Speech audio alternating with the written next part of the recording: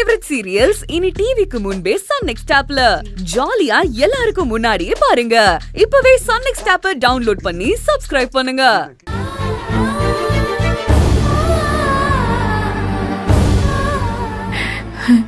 பெத்தவனுக்கு பயந்து உங்களெல்லாம் தள்ளி வச்சது என் மனசை உறுத்திக்கிட்டே இருக்கு.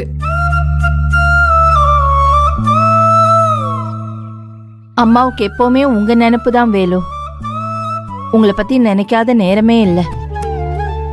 ஐயோ, இதெல்லாம் பார்க்கணும்னு என் தலையில எழுதி இருக்கு.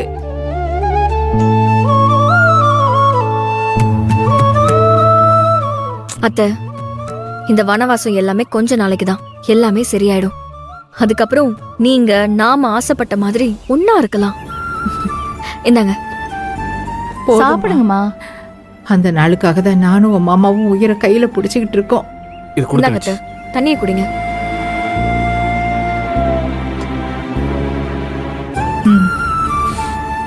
மா, அப்படியெல்லாம் பேசாதம்மா. இன்னும் 100 வருஷத்துக்கு நீ நல்லா இருப்ப. போதுமாடா, 200 வருஷம்னு தான் சொல்ல. நாங்க இருக்க போற கடைசி காலத்துல எல்லாரும் ஒன்னா ஒரே குடும்பமா இருக்கணும். அதாண்டா எனக்கு சந்தோஷமே.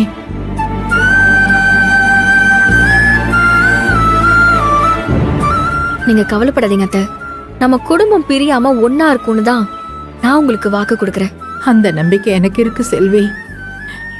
இந்த குடும்பத்துக்கு நீ மருமகளா வந்தது நாங்க செஞ்ச புண்ணியம். தங்க தட்டுல தாங்க வேண்டிய ஒண்ணு இப்படி ஒரு நிலைமையில வச்சிருக்கோம். அத்தை, உங்க பையன் கூட குடிசையில இருந்தாலும் அது எனக்கு மாளிகை தான். எனக்கு அந்த ஒரு சந்தோஷம் போதும்.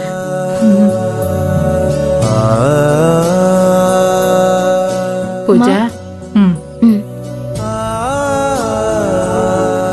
அம்மா வேலு, பூஜாவுக்கு தாலி பிரிச்சு போடணும்டா. இவ கல்யாணத்தை தான் முன்னாடி நின்று பார்க்க முடியல. தாலி பிரிச்சு கோக்குற ஃபங்க்ஷன் ஆவது நல்லபடியா நடத்தணும்டா.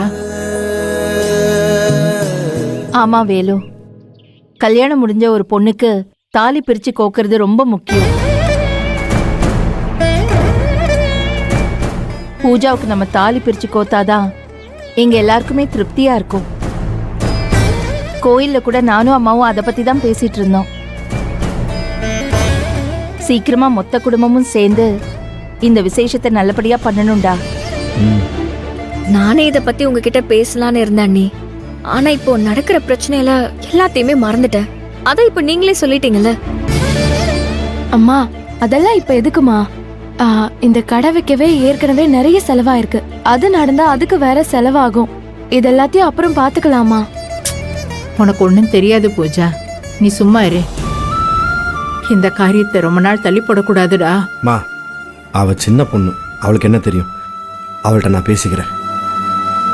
நீங்க சொன்ன மாதிரி எல்லாம் பிளான் பண்ணிட்டு ஒரு நல்ல நாளா பார்த்து பூஜாவுக்கு தாலி பிரிச்சு கோக்கலாம் அத்தை. நீ எங்க குடும்பத்துக்கு தூணா நிக்கிற. உனக்கு நாங்க என்ன கைமாறு செய்ய போறோம்னே ஐயோ தெரியும். அத்தை, இது என்னோட கடமை.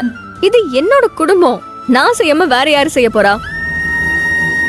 நீங்க வேணும்னா பாருங்க, இந்த தாலி பிரிச்சு கோக்குற ஃபங்க்ஷன்ல திருமம்மாவை வர வைக்கணும்.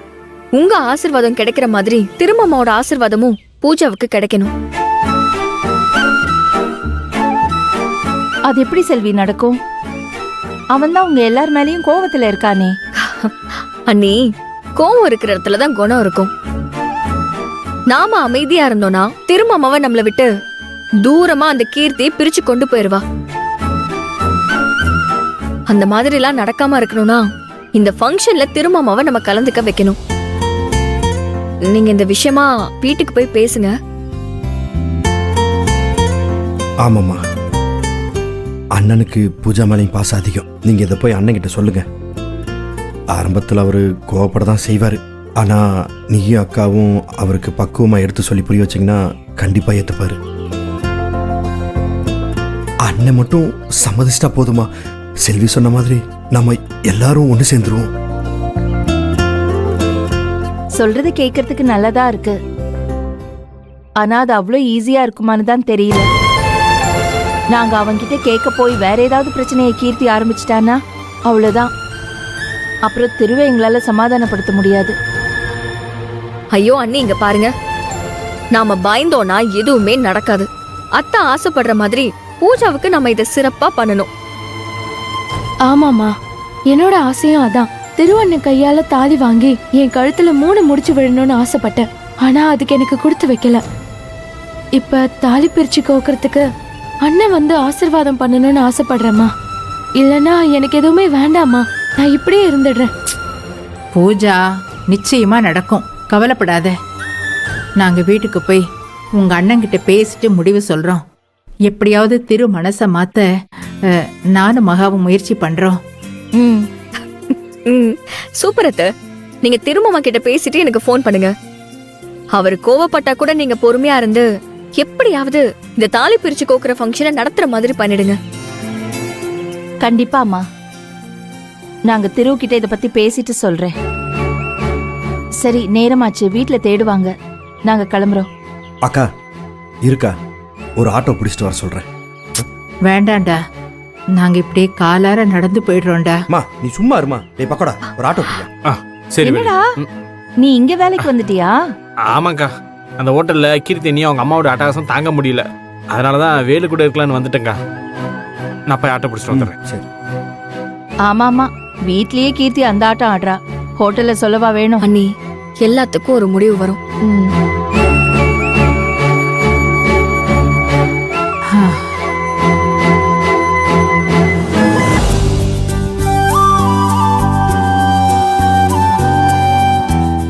மாமா, அத்தையும் மகாவும் கோயிலுக்கு போயிட்டு வரேன்னு சொன்னாங்களே, இன்னும் வரலையா? இன்னும் வரலப்பா. கோயிலுக்கு போனோமா, சாமி கும்பிட்டோமா, வந்தமான்னு இருக்கணும். இவ்வளவு நேரமா என்ன பண்றாங்கன்னு தெரியல. குடும்பத்துல நடக்கிறத பார்த்து கோவில்யாவது நிம்மதி கிடைக்குதான்னு அங்கேயே இருக்காங்களோ என்னவோ. என்னமோ. இதோ வந்துட்டாங்களே. மகா, இப்பதான் உங்களை பத்தி சொல்லிட்டு இருந்தேன், கரெக்டா வந்துட்டீங்க. மகா, கோயிலுக்கு போனா சீக்கிரமா வரக்கூடாதா? உங்க அம்மா டிஃபன் சாப்பிடணும், ப்ரெஷர் மாத்திரை போடணும். அதை ஏன்பா கேக்குறீங்க? நாங்க வர வழியில அம்மா மயக்கம் போட்டு விழுந்துட்டாங்க. என்னது, மயங்கி விழுந்துட்டாளா? கற்போ, ம், என்னாச்சு? இப்ப எப்படி இருக்கு? ம், ஆ? ம். பரவாயில்லங்க, நீங்க பயப்படுற அளவுக்குலாம் எதுவுமே இல்லைங்க. மகா, மயங்கி விழுந்துட்டான்னு சொல்ற, அதுக்கப்புறம் ஏன் தனியா கூட்டிட்டு வந்த? ஒரு ஃபோன் பண்ணிருந்தா நாங்க யாராவது வந்திருப்போம்ல. ஆமா, உங்க அம்மாவை நீ மட்டும் இப்படி தனியா கூட்டிட்டு வந்த? என்ன, 2 பேர் மொழியும் சரியில்லையே. என்னத்த, உங்க முகத்தை பார்த்தா மயங்கி விழுந்து வந்த மாதிரி தெரியலையே. ஏதோ தொலைச்சிட்டு இனிப்பு கிடைச்ச மாதிரி முகத்துல ஒரு பிரைட்னஸ் இருக்கே.